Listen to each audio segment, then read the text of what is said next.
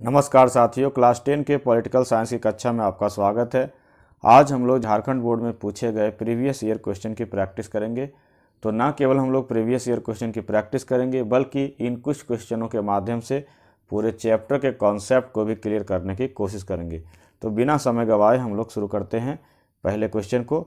तो पहला क्वेश्चन है, भारतीय संदर्भ में सत्ता की साझेदारी का उदाहरण देते हुए इसका एक युक्तिपरक और एक नैतिक कारण बताएं। यह इसी क्वेश्चन को दूसरे तरीके से ऐसे पूछा गया था कि सत्ता की साझेदारी क्यों जरूरी है, स्पष्ट करें। तो साथियों, पहले टाइप का जो क्वेश्चन है वो 2009 और 2018 में पूछा गया था, जबकि इसी क्वेश्चन को थोड़ा सा ट्विस्ट करके 2015 और 2019 में पूछा गया। तो साथियों, सत्ता की साझेदारी मुख्य रूप से दो कारण से जरूरी है। तो पहला कारण जो माना जाता है वह है युक्तिपरक कारण, जबकि दूसरा कारण जो है वह नैतिक कारण है। अब हम लोग को समझना है कि युक्तिपरक कारण क्या है। युक्तिपरक कहने का मतलब रैशनल रीजन क्या है, बुद्धिमानी से हम लोग क्यों सत्ता का साझेदारी करते हैं या सत्ता की साझेदारी करना बुद्धिमानी क्यों माना जाता है। तो साथियों, सत्ता की साझेदारी एक बुद्धिमानी है। इससे किसी देश में विभिन्न समुदायों के बीच टकराव कम होता है, पक्षपात की आशंका कम होती है, विविधताओं को सम्मान मिलता है, जिससे लोगों में देशभक्ति की भावना बढ़ती है। अब किसी देश में बहुत समुदाय के लोग रहते हैं, अगर किसी समुदाय को ज़्यादा शक्ति होगी, किसी समुदाय को कम होगी, तो जिस समुदाय को कम शक्ति प्राप्त होगी, जिस समुदाय को राजनीति में हिस्सा कम मिलेगा, नौकरियों में हिस्सा कम मिलेगा, उसमें असंतोष होगा। और लोकतंत्र कहता है कि लोकतंत्र में सभी को संतुष्टि मिले, सभी के गौरव का जो है वो अभिवृद्धि हो, किसी को भी ये खराब ना लगे, इसलिए सभी को सत्ता में साझेदारी देना चाहिए। तो पहला युक्तिपरक कारण यही है कि सत्ता में साझेदारी कर देने से देश में शांति और व्यवस्था बनी रहती है। दूसरा कारण है नैतिक कारण, जिसको अंग्रेजी में हम लोग मोरल रीजन भी कहेंगे। तो मोरल रीजन क्यों है ये, सत्ता की साझेदारी करना नैतिक क्यों है। तो साथियों, सत्ता की साझेदारी लोकतंत्र की आत्मा है। लोकतंत्र कहता है कि जनतंत्र जो है वो जनता का है, जनता के लिए है, जनता के द्वारा है। तो शक्ति को भी अधिक से अधिक जनता के बीच में बांट देना चाहिए। जब लोकतंत्र जनता का शासन है और सत्ता उसके बीच में बांटा जाना चाहिए। एक लोकतांत्रिक सरकार की पहचान यही है कि वह शक्ति को केंद्रीकृत न करके नीचे की तरफ हस्तांतरित कर दे। स्थानीय स्वशासन सत्ता की साझेदारी का सर्वोत्तम रूप है। तो साथियों, अभी हम लोग भारत में सारे शासन अगर दिल्ली से ही चले तो सोचिए कितना मुश्किल होगा। हर काम के लिए अगर दिल्ली जाना पड़े या हर काम के लिए अपने राज्य की राजधानी जाना पड़े तो कितना मुश्किल होगा।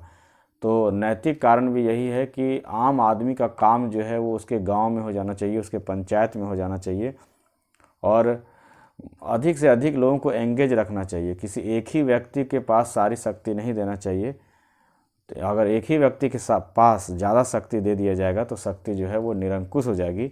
तो शक्ति को निरंकुश होने से बचाने के लिए भी सत्ता की साझेदारी जरूरी है। यह इसका नैतिक कारण है।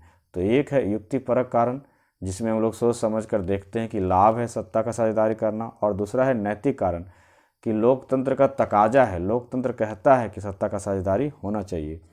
तो इस प्रकार से सत्ता की साझेदारी के दो कारण हैं, नैतिक कारण और युक्तिपरक कारण, और इसलिए भी सत्ता की साझेदारी जरूरी है। अगर क्वेश्चन ट्विस्ट करके पूछे तो आप उसका भी आंसर इसी प्रकार दीजिएगा, केवल एक दो लाइन ऊपर में चेंज कर दीजिएगा। नेक्स्ट क्वेश्चन जो कि 2016 और 2012 में पूछा गया था, लेकिन थोड़ा सा अलग करके पूछा गया था। 2016 जैक बोर्ड में पूछा गया था कि श्रीलंका में सत्ता की साझेदारी के बारे में चर्चा कीजिए, जबकि 2012 में इसी क्वेश्चन को ऐसे घुमा के पूछा गया कि श्रीलंका में सरकार की नीतियों ने सिंघली बहुसंख्यक का प्रभुत्व जमाने का प्रयास किया। क्या आप इस कथन से सहमत हैं। तो साथियों, श्रीलंका का जो स्ट्रक्चर है वहाँ पर 74% सिंघली थे और 18% तमिल भाषी थे। तो यहाँ कह रहा है कि सिंघलियों का वर्चस्व जमाने का प्रयास किया गया। क्या आप इससे सहमत हैं।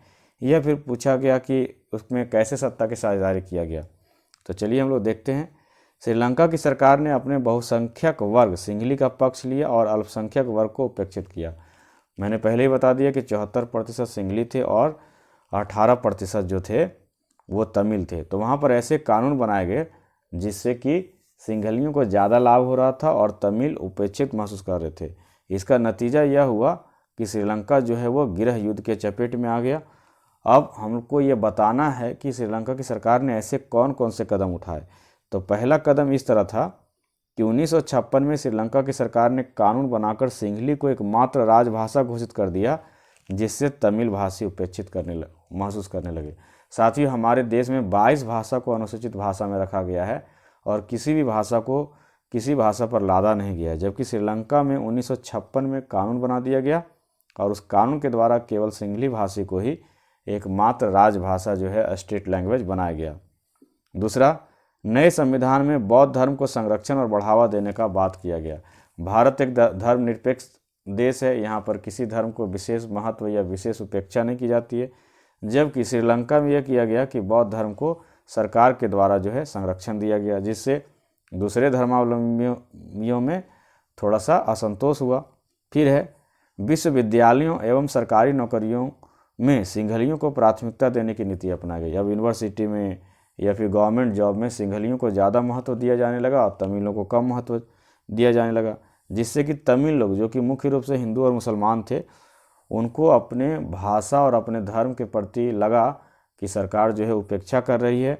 और बाद में उन लोगों ने अपना एक संगठन भी बनाया जिसे LTTE कहते हैं और अलग स्टेट की मांग हुई, जिसके कारण वहाँ गृह युद्ध छिड़ा और बहुत सारे तमिलों को वहाँ से भाग करके भारत आना पड़ा। तो इस प्रकार साथियों आप लोगों ने देखा कि श्रीलंका में सत्ता की साझेदारी सही नहीं हुई, जिसके कारण वहाँ पर गृह युद्ध छिड़ा। नेक्स्ट क्वेश्चन, बेल्जियम में सत्ता की साझेदारी की व्यवस्था के बारे में चर्चा कीजिए। यह क्वेश्चन 2017 में पूछा गया था, जबकि इसी क्वेश्चन को थोड़ा सा अलग ढंग से 2010 और 2014 में पूछा गया था। बेल्जियम में डच भाषी बहुसंख्यकों ने फ्रेंच भाषी अल्पसंख्यकों पर अपना प्रभुत्व जमाने का प्रयास किया। क्या आप इस कथन से सहमत हैं? तो साथियों ऐसा बिल्कुल नहीं हुआ। श्रीलंका के उल्टे बेल्जियम में बहुत ही अच्छा रास्ता निकाल लिया गया, जिससे वहाँ पर गृह युद्ध नहीं छिड़ा और बेल्जियम जो है विकास की राह में आगे बढ़ा। तो चलिए हम लोग देखते हैं इसके आंसर को। बेल्जियम में 59% आबादी डच भाषी थी, जबकि 40% फ्रेंच भाषी थी। लेकिन जिसकी संख्या कम थी, फ्रेंच भाषियों की संख्या जिसकी संख्या कम थी, वही शिक्षा और विकास के मामले में आगे थे, जिससे बहुसंख्यकों को खराब लग रहा था। बेल्जियम की सरकार ने इस असंतोष को बढ़ने नहीं दिया और एक ऐसा मध्य का रास्ता, एक ऐसा बीच का रास्ता निकाला, जिससे वहाँ पर शांति और विकास जो है दोनों आगे बढ़ा।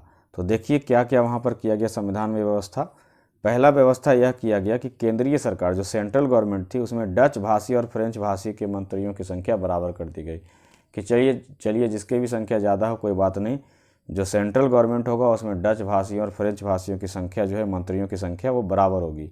दूसरा, जो राज्य उसके हैं फ्लैमिश और बोलिनिया करके दो भाग जो हैं बेल्जियम के, उसमें अलग अलग सरकार होगा, प्रांतीय सरकार होगा और प्रांतीय सरकार जो है वो केंद्रीय सरकार पर निर्भर नहीं रहेगी, अर्थात आप अपने स्टेट की सरकार अपने मर्जी के मुताबिक चलाइए। तीसरा, राजधानी ब्रुसेल्स में एक अलग सरकार बनाई गई, जिसमें दोनों समुदाय डच भाषी और फ्रेंच भाषियों को बराबर प्रतिनिधित्व दिया गया। और चौथा जो है वह है कि बेल्जियम में पूरी दुनिया से एक अलग कम्युनिटी गवर्नमेंट, जिसे कि सामुदायिक सरकार कहते हैं, सामुदायिक सरकार की व्यवस्था की गई। ये सामुदायिक सरकार क्या है? बेल्जियम में 3 प्रकार के भाषाई समुदाय थे, डच भाषी, फ्रेंच भाषी और जर्मन भाषी। तीनों का एक अपना सरकार बना, सामुदायिक सरकार, जो उसके भाषा, संस्कृति और शिक्षा से संबंधित कानून बनाते थे, फैसले लेते थे। अर्थात उसको अपने भाषा, संस्कृति और शिक्षा से संबंधित कानून के लिए सेंट्रल गवर्नमेंट पर या स्टेट गवर्नमेंट पर निर्भर नहीं रहना पड़ता था, बल्कि अपने सामुदायिक सरकार को अपने हिसाब से वो कानून बनाने के लिए कहती थी।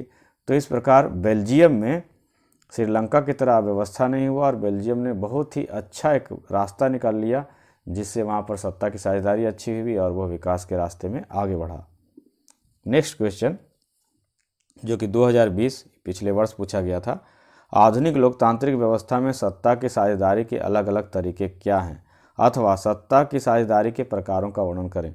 तो साथियों इसके आंसर को डील करने से पहले आपसे रिक्वेस्ट करूंगा कि अगर आप हमारे चैनल पर नए हैं तो सबसे पहले आप हमारे चैनल को सब्सक्राइब कर लें और बेल आइकन को दबा लें, ताकि जब भी मैं वीडियो अपलोड करूं तो आपको नोटिफिकेशन मिल जाए। तो चलिए शुरू करते हैं इस क्वेश्चन का आंसर कि सत्ता की साझेदारी का प्रकार। अब सत्ता कितने तरीके से बांटेंगे भाई?